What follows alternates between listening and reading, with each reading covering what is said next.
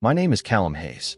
I'm 28 years old, born and raised in Manchester, England, a city where rain stains the windows half the year, old brick buildings keep their grudges, and people learn early how to laugh while carrying pain they never name. This is the story I've never told anyone. I call it, I was joking, but she said, I've waited too long. I was joking, but she said, I've waited too long. It started on a Thursday in December, the kind of evening when the sky went dark before most people had finished pretending they were still productive. I was standing in the break room on the 14th floor of Calder & Rowe, the architecture firm where I worked as a project coordinator, stirring bad coffee and trying not to think about the voicemail my mother had left me that morning. Your father's not speaking to me again. If you've got time, call. That was the thing about my family. Silence was never empty. It always meant something had already broken. The office around me had begun to thin out. Chairs rolled back under desks. Computer screens went black one by one. Somewhere down the hall, someone laughed too loudly, the sound brittle and false. Through the glass wall of the break room, Manchester glowed cold and wet below, headlights sliding through rain, rooftops reflecting amber streetlight, the whole city looking like it had been left out in the dark too long. Still here, I turned, and there she was. Elena Ward, senior interior designer, 29, smart enough to make everyone else in the room sound rehearsed. Beautiful in a way that made you notice details rather than perfection. The dark sweep of her hair over one shoulder, the sharpness in her eyes, the softness she hid behind dry humor. She wore a charcoal coat over a cream blouse, one hand wrapped around a takeaway cup, her expression unreadable in the fluorescent light. Unfortunately, I said, I'm in a committed relationship with deadlines. She smiled, but only a little. That sounds unhealthy. It is, but she understands me. For weeks, that had been our rhythm. Late nights, half-joking conversations in hallways and lifts, shared taxis when the weather was bad, tiny pauses that felt too meaningful for colleagues and too fragile for anything else. There was never anything openly flirtatious. That was part of what made it dangerous. Nothing had happened, and yet something was always there, hovering just beneath the surface, as if both of us were waiting for the other to say the one thing that would make it real. I leaned against the counter. You heading home? In a minute. She glanced toward the rain-streaked window. Unless the weather kills me first. Would be an inconvenient place to die. HR would send an email about it. That got a real laugh out of her. I remember it clearly because it was rare lately. Over the past month, something in Elena had changed. She was still composed, still brilliant in meetings, still capable of silencing an entire room with one cool sentence. But there were moments when she seemed elsewhere, like part of her attention was fixed on some private disaster she refused to name. You okay? I asked before I could stop myself. The question landed between us more heavily than I meant it to. She looked at me, not politely, not casually, really looked. Why do you always ask me that like you already know the answer? I tried to smile it off. Occupational hazard. I coordinate problems. That isn't the same as caring. There was no accusation in her voice. Somehow that made it worse. I set my mug down. Elena. She shook her head, as though she'd said too much. Forget it. But I couldn't, because I'd been noticing things. The way she left the office to answer certain calls. The faint shadows under her eyes. The afternoon I'd found her standing alone in the materials library, staring at nothing, her face pale as paper until she heard me and instantly rebuilt herself. I should have let it go. I should have stayed inside the safe little script we'd written for ourselves. But tired people make dangerous choices, and I was more tired than I knew. So I said, lightly, all right, then tell me what's going on. I'll fix your life, and in return you can finally admit I'm your favorite person here. It was meant to be teasing, a bridge back to easy conversation. Instead, everything changed. Elena didn't smile. Her fingers tightened around the coffee cup. Her throat moved once, as if she were swallowing something sharp. Then she said, quietly, you shouldn't joke like that. I frowned. Like what? Like you'd stay? The room went very still. Somewhere in the corridor, a printer started up. Rain tapped at the glass. I heard my own breathing, suddenly too loud. Elena.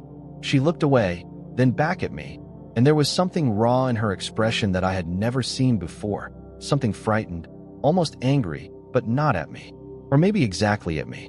I've waited too long, she said. I actually laughed once, confused, Because my mind refused to catch up. Waited for what? For you to stop hiding in jokes. Her voice shook then steadied. For you to say something real. For one moment when you'd look at me and not act like this is nothing. I stared at her. My first feeling wasn't happiness. It was shock, then guilt, then a strange surge of hope so sharp it scared me. Elena, I said again, softer this time. She set her coffee on the counter with careful precision. Forget I said it. No. Callum. No, don't do that. I stepped closer. Don't say something like that, and then ask me to pretend it didn't happen. Her eyes flashed. Pretend? That's rich coming from you. I opened my mouth, then closed it. Because she was right. I had been pretending for months. Pretending I didn't look for her in every room. Pretending the air didn't change when she stood too close. Pretending I hadn't replayed every one of our conversations during sleepless nights, editing them in my head, wondering whether I'd imagined the charge between us because I wanted it too badly. But before I could speak, her phone lit up on the counter. One glance at the screen, and all the color drained from her face. She snatched it up. Don't, she whispered, not to me. Into the phone. I saw only fragments then. Her turned shoulder. Her voice dropping low. I said stop calling me here. No, you listen to me. I'm done being frightened of you. A cold feeling moved down my spine. She ended the call and shoved the phone into her coat pocket, but her hand was trembling. Elena, who was that? She looked at me for a long moment, and whatever tenderness had existed seconds earlier was suddenly tangled with dread. That, she said, is the reason I can't let this happen. Then she picked up her bag and walked out of the break room, leaving me with the smell of coffee, the rain on the windows, and the terrible certainty that whatever I thought this story was going to be, I was wrong. For a few seconds after Elena left, I didn't move. The break room felt colder somehow, the fluorescent lights harsher than before. Her words kept echoing in my head. I've waited too long. And then, that's the reason I can't let this happen. I grabbed my coat and followed her. The corridor outside was nearly empty now. Most of the lights in the office had switched to night mode, leaving long shadows stretching across the carpet. I saw Elena at the far end of the hall near the elevators, her arms folded tightly across her chest like she was trying to hold herself together. Elena, I called. She didn't turn immediately. When she finally looked at me, the expression on her face made something inside my chest tighten. You shouldn't have followed me. I couldn't just let you walk away like that. You should. Her voice was quiet but firm. It would be easier. For who? She didn't answer. The elevator dinged behind her, doors sliding open with a soft mechanical sigh. She didn't move. Instead, she looked down at the polished floor as if gathering strength. You think tonight was about feelings, she said after a moment. About me finally saying something I should have said months ago, wasn't it? Yes and no. That answer made my stomach twist. Elena, who called you? She exhaled slowly. Someone who used to have control over my life. Used to. Her eyes met mine again. That's what I'm trying to make true. The elevator doors closed behind her again with a soft thud. I stepped closer, close enough that I could see the faint tremor in her hands. You're scaring me, I said quietly. Good. That's not funny. I'm not joking. For a moment, neither of us spoke. The only sound was the rain hitting the building's glass facade outside. Finally, she said, 3 years ago I was engaged. That surprised me. Not because she'd been engaged, someone like Elena could have had anyone, but because she had never once mentioned it. Not in late-night conversations. Not during drunken office parties. Never. To who? His name was Daniel Hart. The name meant nothing to me. He was charming, she continued. Successful. Everyone liked him. My parents adored him. She gave a small bitter laugh. You know the kind of man people trust instantly? Yeah, that was him. And it took me 2 years to realize the version of him everyone loved didn't actually exist. A chill ran down my spine. What do you mean? Her voice lowered. I mean he decided where I went, who I saw, what jobs I accepted. I mean he read my messages and called it love. I mean if I disagreed with him, he'd smile and say I was emotional. My jaw tightened. Elena, I left him, she said simply. Packed 2 bags and moved to Manchester. Changed firms. Changed numbers. So why is he calling you now? Her silence answered before she did. He found you. She nodded once. How long? A few weeks. And you didn't tell anyone? Who exactly should I tell? She asked softly. My boss. My parents who think I ruined a perfect relationship? The police who will ask if he's actually hurt me? Her eyes glistened, but she blinked the emotion away before it could fall. He hasn't touched me in 2 years, she said. But that's the trick with men like him. They don't need to. Anger flared in my chest. What did he say on the phone? Her lips pressed together. That if I don't meet him, he'll come to the office. My stomach dropped. When? Soon. A heavy silence fell between us. I felt something shift inside me then. Not dramatic, not heroic, just a quiet certainty settling into place. You're not meeting him alone. Yes, I am. No. Her eyes sharpened. Callum, you don't understand what you're stepping into. Then explain it. This man doesn't lose, she said flatly. He manipulates people. He turns situations until you look like the unstable one. I don't care. You should. Too late. She stared at me like she was seeing me for the first time. You were joking earlier, she said slowly. About fixing your life? Yes. I took a breath. I was joking about the confidence, I said. Not about wanting to try. Something fragile flickered across her face. Hope, but it was tangled with fear. You don't know what you're risking. I know exactly what I'm risking. And what's that? I stepped closer. You walking away from me because you think you have to face everything alone. Her breath caught. For a long moment, the world seemed to shrink to the space between us. The dim hallway, the quiet hum of the building, the city lights bleeding through the glass behind her. You're stubborn, she murmured. So are you. That's not comforting. Maybe not, I said. But it means you don't have to do this alone. Her eyes searched mine, and for the first time since I'd known her, Elena Ward looked uncertain. Then her phone buzzed again in her pocket. She froze. Slowly, she pulled it out. The screen lit her face in pale blue. One message.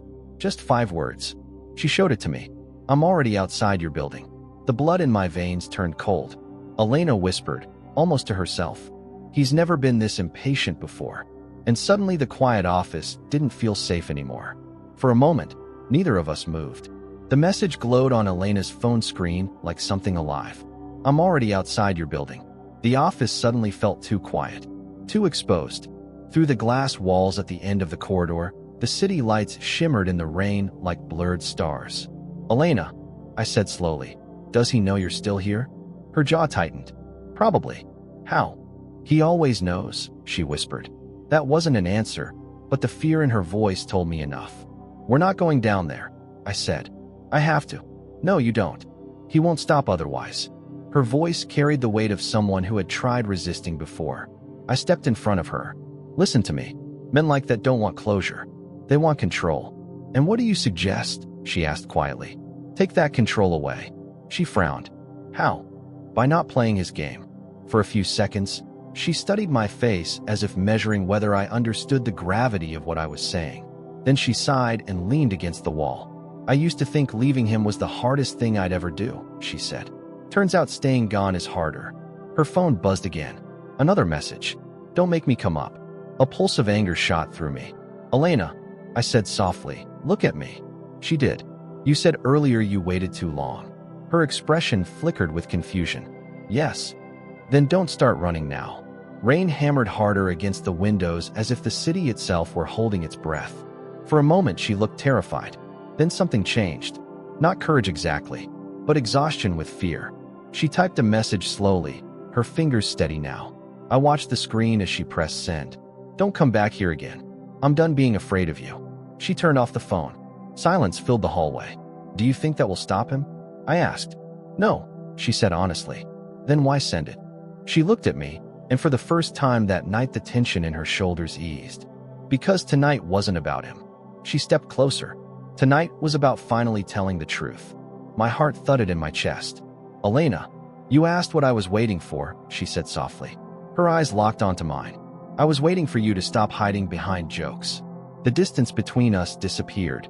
Outside, somewhere far below, a car horn cut through the rain. But up on the 14th floor, the world felt strangely still.